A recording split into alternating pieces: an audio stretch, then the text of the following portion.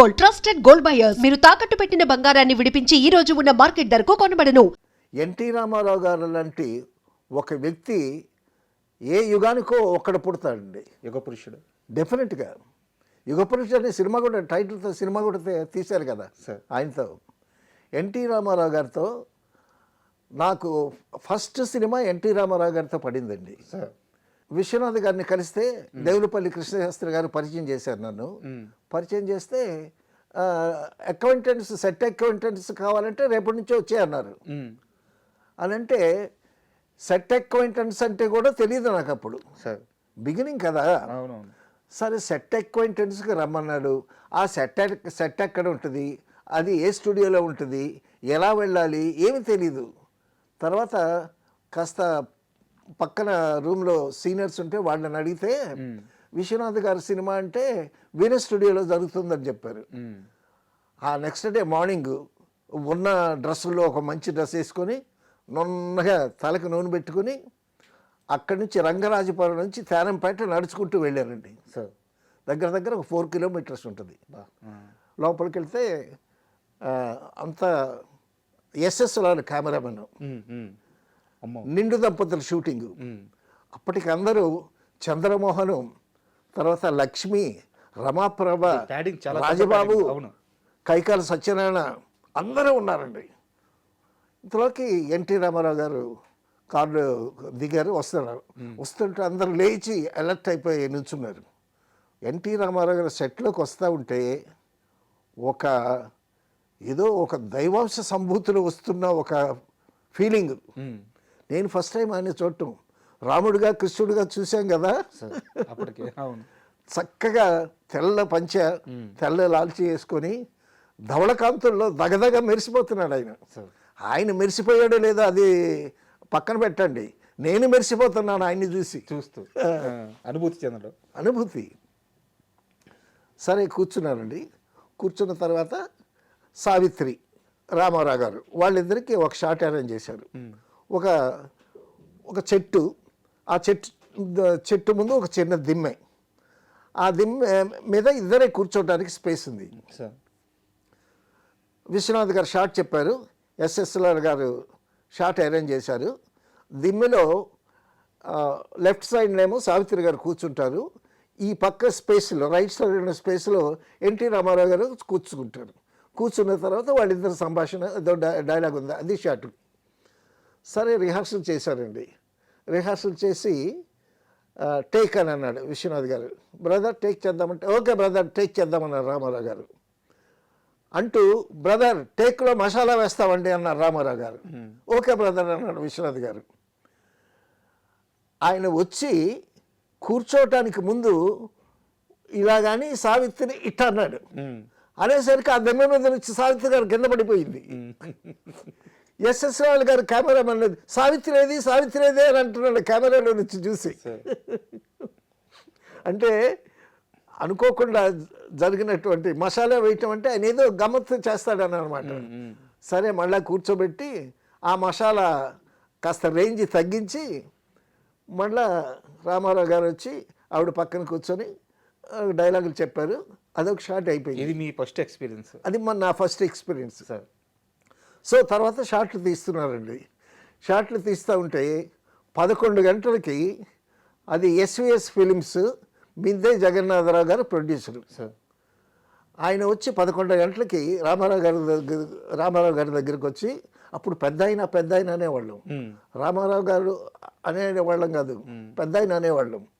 ఇప్పుడంటే రామారావు గారు అంటున్నాం అనుకోండి, అయ్యా మరి మధ్యాహ్నం లంచ్కి ఏం చేయమంటారు అని అడిగాడు ఆయన. 11 గంటలకు వచ్చి ఆయన అడుగుతారంట. అడిగితే ఆయన మెనూ చెప్తాడు ఏ కూర వండాలని. ఓకే. మిద్దే జగన్నాథరావు గారి ఇంట్లో అద్భుతంగా వంటలు చేస్తారు. శ్రీనారాయణ రెడ్డి గారు హైదరాబాద్ నుంచి మెడ్రాస్ ఎప్పుడు వచ్చినా సరే వాళ్ళ ఇంట్లోనే భోంచేస్తారు. రామారావు గారు బ్రదర్ అని ఆలోచించి, బ్రదర్ చింత చిగురు మాంసం వండించండి అని అన్నారు. అనేసరికి అలాగేనండి అని చెప్పి మిద్దె జగన్నాథరావు గారు వెళ్ళారు.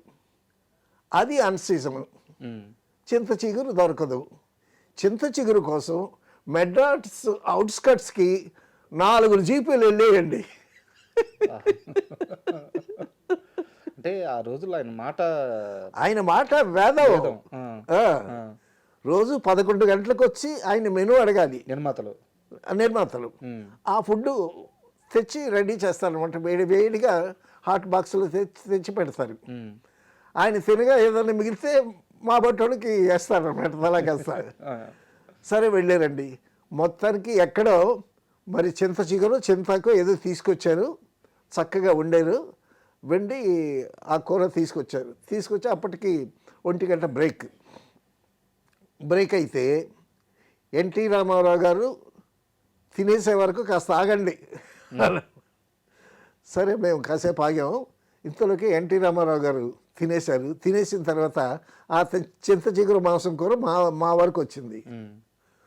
ముందేమో అసోసియేట్ డైరెక్టర్ కూర్చున్నాడు, తర్వాత అసోసియేట్ కెమెరామెన్ కూర్చున్నాడు, తర్వాత ఒక అసిస్టెంట్ డైరెక్టర్ కూర్చున్నాడు, లాస్ట్లో నేను కూర్చున్నాను. నేను అప్రెంటిస్ని కదా. సరే ఆ కూర అందరికీ వడ్డించారండి. ఆఖరికి నాకు వచ్చేసరికి ముక్కలేదు, ఇంత ఇగురు పడింది. మొక్కలేదో ఆకొచ్చింది అనంటే ఓహో నేను అప్రెంటిస్ కాబట్టి నాకు మొక్కబడలేదు, అసిస్టెంట్ డైరెక్టర్ తర్వాత మొక్కబడుద్ది అని అనుకుని ఆ రోజు ఆ విధంగా షూటింగ్ అయిపోయింది. ఆ రోజంతా సావిత్రిని చూడటం, రామారావు గారిని చూడటం, తర్వాత లక్ష్మి, చంద్రమోహన్, కైకాల సత్యనారాయణ వీళ్ళంతా. తర్వాత నేను విశ్వనాథ్ గారితో శోభన్ బాబు సినిమాలు వరుసగా పనిచేయడం జరిగింది. చెల్లెలి కాపురం కానీ, కాలం మారింది కానీ, తర్వాత మధ్యలో కృష్ణ గారి సినిమా నేరవ శిక్ష, అలా చేసుకుంటూ వచ్చా. మళ్ళీ ఎప్పుడైనా రామారావు గారి సినిమా ఒకటి చేద్దామనేటటువంటి ఉద్దేశం ఉండేది. అయితే చిన్ననాటి స్నేహితుల సినిమా జరుగుతూ ఉంటే అప్పటికి కాస్త ఎక్స్పీరియన్స్ వచ్చింది కదా మనకి. అప్పుడు చిన్ననాటి స్నేహితులు జరుగుతూ ఉంటే నేను ఆ సినిమాకి పనిచేయకపోయినా షూటింగ్కి వెళ్తూ ఉండేవాడిని. విశ్వనాథ్ గారే కదా కాబట్టి వెళ్తూ ఉండేవాడిని. వెళ్ళేసరికి ఏవిఎం స్టూడియోలోనండి అందరూ కూర్చున్నారు. రామారావు గారు వచ్చారు. రామారావు గారు వస్తే ఆయనకు ఒక చైరు, దాని మీద పెద్ద Turkey towel, white Turkey towel వేశారు. వేసిన తర్వాత టిఫిన్ అన్నీ అయిపోయిన తర్వాత 11 o'clockకి మళ్ళీ ఫ్లోర్ బయటకు వచ్చారు ఆయన. అప్పుడు ఫ్లోర్ చక్కగా కుర్చీలు వేసుకొని చెట్టు కింద ఫ్లోర్ బయట కూర్చోవటమే. ఈ క్యారవాన్లో ఏమేమి లేవు అప్పుడు. సో రామారావు గారు కూర్చుంటే ఆయన ముందు ఒక టీపాయ్ పెట్టారు. టీపాయ్ పెట్టిన తర్వాత వరుసగా అటు 3-4 చైర్లు, ఇటు 3 సార్లు రాజుగారి దర్బార్లాగా ఉందన్నమాట. ప్రొడ్యూసర్లు, డైరెక్టర్లు అందరూ కూర్చున్నారు. ఆయన మధ్యన కూర్చున్నాడు. టీపాయ్ పెట్టారు. ప్రొడక్షన్ మేనేజరు ఎన్టీ రామారావు గారికి ఇష్టమని కేజీ జీడిపప్పు మిఠాయి, 1 కేజీ జీడిపప్పు మిఠాయి తీసుకువెళ్తుంటే ప్రొడక్షన్ మేనేజర్ దగ్గర నుంచి ప్రొడక్షన్ ఎగ్జిక్యూటివ్ తీసుకుని నేను తీసుకెళ్తాను అని అది తీసుకొచ్చి అట్ట పెట్టాడండి. అప్పుడు రామారావు గారిది ఏంటి, స్వింగింగ్ చైర్ అనమాట. సో ఆ కేజీ జీడిపప్పు, గుండు జీడిపప్పు ఊటీలో ఉంటుంది జీడిపప్పు, గుండు జీడిపప్పు, ఆ పప్పుతో తయారు చేసినటువంటి జీడిపప్పు మిఠాయి అనమాట. కేజీ జీడిపప్పు ఆ కుప్పలా పెడితే రామారావు గారు ఇలా ముందుకొచ్చి ఇట్ట తీసుకొని నోట్లో వేసుకొని వెనక్కి వెళ్ళి మళ్ళీ ముందుకు వచ్చేసరికి ఇది లోపల క్రష్ అయిపోయేది. మళ్ళీ వచ్చి గుప్పుడు తీసుకొని అట్లా తింటాయి. బ్రదర్ తీసుకోండి అంటే ఎవరు తీసుకుంటారు? అలాగా నేను కళ్ళారా చూశానండి. ఆ కేజీ జీడిపప్పు మిఠాయి అసలు 1 పావు గంటలో తినేసాడండి ఆయన రామారావు గారు. అసలు ఆ తిండి ఏమిటో, అంత తిండి తినేవాడ ఎన్టీ రామారావు గారు. బిగినింగ్ స్టేజ్లో వాహిని స్టూడియోలో రామారావు గారు, నాగేశ్వరరావు గారు వీళ్ళందరూ జీతాలకి పనిచేసేవాళ్ళు కదా. అప్పుడు ఆ జీతాలకు పనిచేసేటప్పుడు రామారావు గారు వచ్చి ఎర్లీ మార్నింగ్ వచ్చి వాహిని స్టూడియోలో ఫైట్స్ ప్రాక్టీస్ చేయాలి. అప్పుడు వీళ్ళకి ఇచ్చే టిఫిన్ ఏంటి, 2 ఇడ్లీ వడ టిఫిను. ఈయనేమో ఫైట్ అదంతా ప్రాక్టీస్ చేసేవాడంట. ఈయనకి 2 ఇడ్లీ వడ చాలట్లేదు. కేజీ జీడిపప్పు తినడానికి 2 ఇడ్లీ వడ సరిపోతుందండి. ఒకసారి ఫైట్ ప్రాక్టీస్ అంతా అయిపోయిన తర్వాత నాగిరెడ్డి గారి దగ్గరికి వెళ్ళి, సార్ చిన్న ఏంటి చెప్పండి అన్న, నేను ఫైట్ ప్రాక్టీస్ చేస్తానండి, నాకు ఆకలి ఎక్కువ, 2 ఇడ్లీ వడ చాలట్లేదండి అన్న అని అంటే అప్పుడు ఈయన ఎక్స్ట్రా టిఫిన్ గ్రాంట్ చేశారు ఆయనకి. సో ఆ విధంగా ఉండేది. అంటే చాలా మంది మాట్లాడేటప్పుడు ఏంటంటే ఎన్టీఆర్ గారు అలా తిన్నారు ఇలా తిన్నారు చూసిన ఎక్స్పీరియన్స్తో చెప్తారు. అవును. కానీ ఆయన అలాగే కడుపు మార్చుకొని ఎదిగారు కదా.